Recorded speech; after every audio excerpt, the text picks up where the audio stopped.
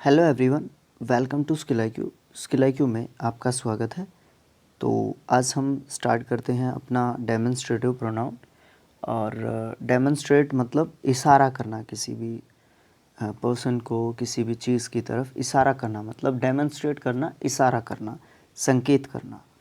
तो demonstrative pronounce वो pronounce होते हैं जो किसी भी वस्तु या व्यक्ति को पॉइंट आउट, हाँ बिल्कुल सही बात है, यहाँ पे किसी भी वस्तु या व्यक्ति को पॉइंट आउट जब किया जाता है या डेमोन्स्ट्रेट किया जाता है, और उन वर्ड्स को, जिन वर्ड्स को हम यूज़ करते हैं डेमोन्स्ट्रेट करने के लिए या पॉइंट आउट करने के लिए, उन वर्ड्स को हम जो है सब्जेक्ट के रूप में यूज़ करते हैं और उनको हम क्या कहेंगे, डेमोन्स्ट्रेटिव प्रोनाउंस।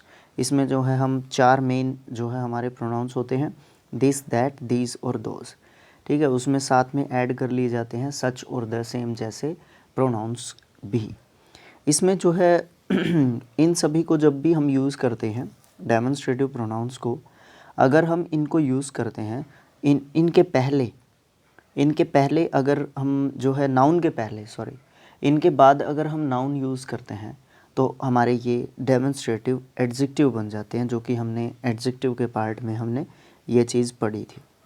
अब हम सबसे पहले हम बात करते हैं डेमोन्स्ट्रेटिव प्रोनाउंस किसको कहते हैं और डेमोन्स्ट्रेटिव एडजेक्टिव्स किसको कहते हैं।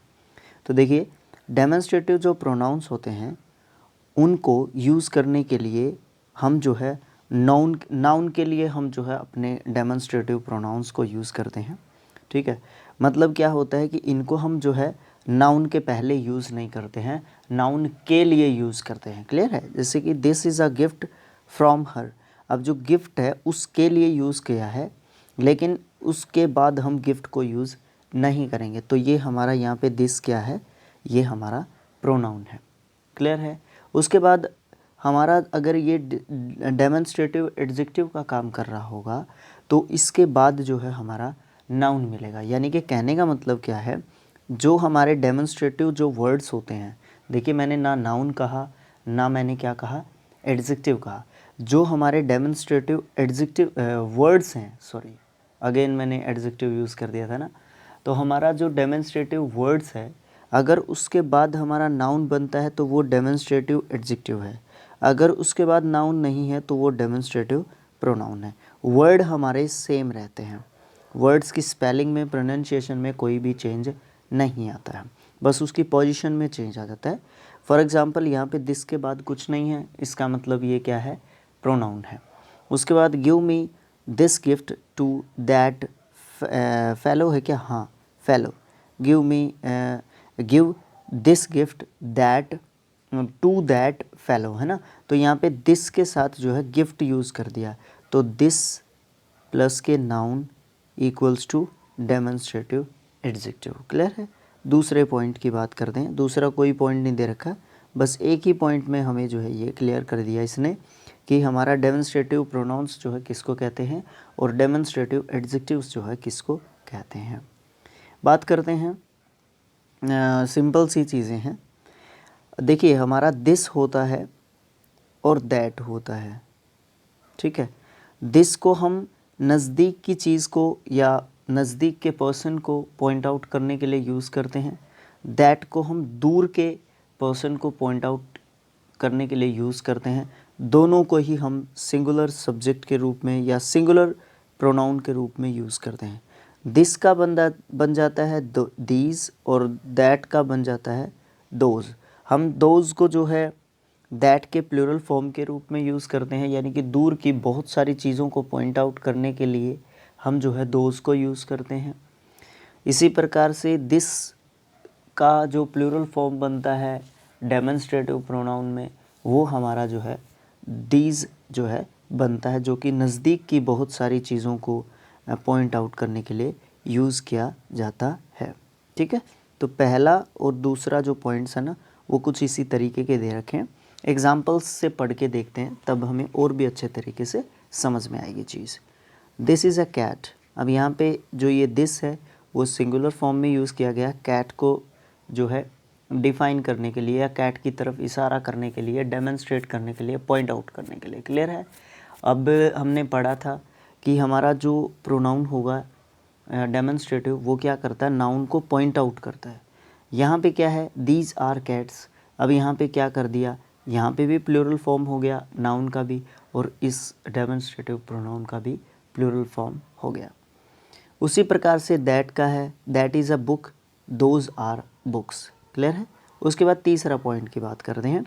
तीसरा पॉइंट है, दो सिंगुलर नाउन्स हैं और वो एंड के साथ जुड़े हुए हैं, एंड के साथ जुड़ के किसी भी सेंटेंस या क्लोज में यूज़ किए गए हैं, और लास्ट में सिंगुलर नाउन के लिए दिस और फर्स्ट सिंगुलर नाउन के लिए दैट को यूज़ करते हैं। यानी कि कहने का मतलब क्या है, work and play are both necessary to health. अब यहाँ पे क्या है, देखिए सबसे पहली चीज़ तो क्या है, दो सिंगुलर नाउन हैं, एक तो है वर्क और दूसरा क्या है, प्ले। फिर उन दोनों को एंड के साथ क्या कर दिया गया है, जोड़ दिया गया है। खेलना और काम are both necessary to health, दोनों के दोनों जो है क्या हैं, ज़रूरी हैं हमारी हेल्थ के लिए। फिर ये जो है किसी एक सेंटेंस में यूज़ कर रखे हैं, दोनों सिंगुलर नाउन्स एंड के साथ जोड़ रखे हैं, किसी एक सेंटेंस में यूज़ कर रखे हैं। नेक्स्ट, लास्ट जो सिंगुलर नाउन है उसके लिए हम जो है किसका यूज़ करते हैं, दिस का, और फर्स्ट जो सिंगुलर नाउन है उसके लिए हम किसका यूज़ करते हैं, दैट का। क्लियर है। आगे देखते हैं इसी सेंटेंस को। दिस यानी कि प्ले, इसकी बात की जा रही है, प्ले की। जो दूसरे नंबर पे हमारा नाउन होगा सिंगुलर नाउन, उसके लिए हम दिस का यूज़ करते हैं, और जो पहले नंबर पे होगा उसके लिए हम दैट का यूज़ करते हैं। अब देखिए sentence complete. Work and play are both necessary to health. This यानी कि प्ले की बात की जा रही है। Play exercises the body, play जो है एक्सरसाइज करता है, करवाता है हमारी बॉडी से, यानी कि फिट करता है, मेंटेन रखता है। एंड दैट, और जो वो है, वो मीन्स वर्क है जो, वो एक्सरसाइजेज द ब्रेन, वो एक्सरसाइज किसकी करता है, ब्रेन की करता है, यानी कि हमें तरोताज़ा रखता है, हमारे ब्रेन से, दिमाग से हम ठीक रहते हैं। कहने का मतलब ये है इन शॉर्ट। नेक्स्ट पॉइंट है, दो प्लूरल जो प्रोनाउंस हैं वो जुड़े हैं एंड से, और किसी सेंटेंस या क्लोज में यूज़ कर रखे हैं। लास्ट प्लूरल प्रोनाउन के लिए दिस का दीज हो जाता है, और फर्स्ट के लिए दोज हो जाता है दैट का। ठीक है, तो सेम ही बात यहाँ पे बोली गई है। नेक्स्ट है, एक जैसे सेम क्लास को डिनोट करने वाले दो नाउन्स हैं और उनका आपस में कंपैरिजन कर रखा है, तो सिंगुलर नाउन के लिए दैट ऑफ यूज़ करते हैं, और प्लूरल नाउन के लिए दोज ऑफ जो है यूज़ करते हैं। इसने कहा है कि दूसरे शब्दों में हम क्या कह सकते हैं, सिंगुलर नाउन के रेपिटेशन को रोकने के लिए दैट ऑफ, और प्लूरल नाउन के रेपिटेशन को रोकने के लिए दोज ऑफ यूज़ करते हैं। The climate of Pune is better than that of Mumbai. मतलब यहाँ पे क्लाइमेट हमें दोबारा नहीं लिखने की ज़रूरत पड़ेगी, उसकी जगह पे हम दैट ऑफ या दोज ऑफ लिख देंगे अगर प्लूरल नाउन की बात की जा रही है तो। ठीक है, उसके बाद हम बात करते हैं नेक्स्ट पॉइंट की, वो है सिक्स्थ पॉइंट। वो क्या कहता है, वो कहता है कि सच जो है उसको हम डेमोन्स्ट्रेटिव प्रोनाउन के रूप में यूज़ करते हैं। सिंगुलर और प्लूरल दोनों फॉर्म में सेंस जो है दोनों ही रखता है, यानी कि सिंगुलर और प्लूरल दोनों सेंसेस के साथ जो है सच को हम डेमोन्स्ट्रेटिव प्रोनाउन के रूप में यूज़ करते हैं। एग्जाम्पल के बिना पता नहीं चलेगा। He is the house owner and as such he has the right to maintain the house. यानी कि जो सच है, एज सच ही हैज़, यानी कि जो हाउस ऑनर है उसके पास वो राइट है कि वो मेंटेन करेगा घर को अपनी तरीके से। क्लियर है। यहाँ पे जो है द हाउस ऑनर को ही सच के रूप में दिखाया गया है, जो कि एक सिंगुलर सब्जेक्ट है। दूसरा प्लूरल सब्जेक्ट भी होना चाहिए। देख, क्रिमिनल्स आर रिस्ट्रिक्टेड। अब यहाँ पे क्रिमिनल्स जो प्लूरल सब्जेक्ट है तो आर उसके साथ आया है, ये हमारा सब्जेक्ट वर्ब एग्रीमेंट कहता है। रिस्ट्रिक्टेड सच बाय लॉ, सच यहाँ पे क्या है, जो क्रिमिनल्स हैं उनको कहा गया है सच बाय लॉ, है ना। बहुत सारे क्रिमिनल्स जो है रिस्ट्रिक्टेड किए जाते हैं, और जो क्रिमिनल्स होते हैं वो लॉ के द्वारा भी जो है रोके जा सकते हैं, उनको रोका जा सकता है किसी भी क्राइम को करने से। सच को हम नाउन के पहले यूज़ करते हैं तो वो डेमोन्स्ट्रेटिव एडजेक्टिव कहलाता है। जैसे कि nobody can forgive you for such a mistake. अब यहाँ पे अ मिस्टेक जो है हमारा एक नाउन है, उसके पहले हमने सच को यूज़ किया है, तो ये हमारा यहाँ पे क्या है, यहाँ पे ये एक एडजेक्टिव का काम कर रहा है, यहाँ पे ये हमारा प्रोनाउन नहीं है। ठीक है, इस चीज़ का ध्यान रखना है। उसके बाद द सेम के लिए भी कुछ वो कहा गया है। सेम को जो है द सेम को, सॉरी अकेले सेम को नहीं, द सेम को डेमोन्स्ट्रेटिव एडजेक्टिव के रूप में यूज़ करते हैं और इसको हम डेमोन्स्ट्रेटिव प्रोनाउन के रूप में भी यूज़ नहीं करते हैं, कर भी लेते हैं नहीं भी करते हैं, दोनों ही बातें हैं। This is the same book that I boat yesterday.